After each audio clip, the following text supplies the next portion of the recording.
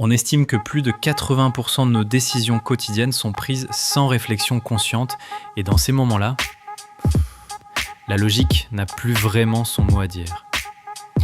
Pourquoi est-ce si difficile de rester rationnel ? Être rationnel, c'est prendre des décisions basées sur des faits, des preuves, de la logique. C'est essentiel dans un monde qui va vite, où l'information déborde. Mais malgré toute notre bonne volonté, on dérape. Pourquoi ? Le premier obstacle, ce sont nos émotions.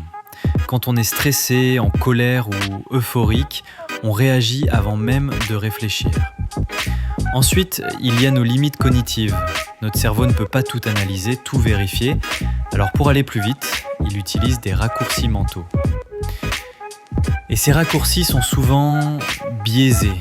Le problème, c'est que notre cerveau est câblé pour survivre, pas pour raisonner. Pendant des milliers d'années, il valait mieux agir vite que bien. Un bruit dans les buissons, on court. On ne fait pas une analyse statistique. Ce réflexe rapide, c'est ce que Daniel Kahneman appelle le système 1, intuitif, émotionnel, rapide. La pensée logique, lente, réfléchie, le système 2, est précieuse, mais coûteuse en énergie. On l'active seulement quand c'est nécessaire. Résultat, la plupart du temps, on pense avec le pilote automatique. Et ce pilote automatique est truffé de biais. Le biais de confirmation.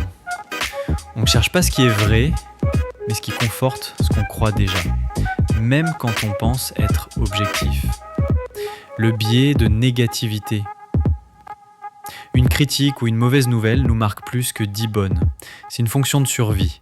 Mieux vaut repérer un danger que rater une opportunité. Mais aujourd'hui, ça nous pousse à réagir de façon disproportionnée. La pression sociale, notre cerveau préfère l'approbation du groupe à l'objectivité. Dire « je ne suis pas d'accord » peut être perçu comme une menace. Alors on se conforme, parfois sans même s'en rendre compte. Mais il existe des moyens de résister à ces pièges. D'abord reconnaître que ces biais existent. Simplement se demander « et si j'étais en train de me tromper ?» peut créer un espace de lucidité. Ensuite, adopter ce qu'on appelle un growth mindset, c'est-à-dire croire qu'on peut apprendre, se corriger, progresser. C'est pas grave d'avoir tort, ce qui compte, c'est de pouvoir le reconnaître. Être rationnel, c'est pas avoir toujours raison, c'est être capable de changer d'avis quand les faits changent.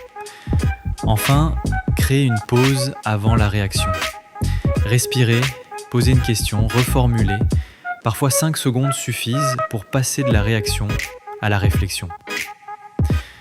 Notre cerveau est une merveille, mais pas une machine à vérité. Être rationnel est difficile, mais pas impossible. Avec un peu de conscience, de curiosité et d'humilité, on peut progresser. Et vous ? Avez-vous déjà pris une décision émotionnelle que vous avez regrettée ? Racontez-la en commentaire.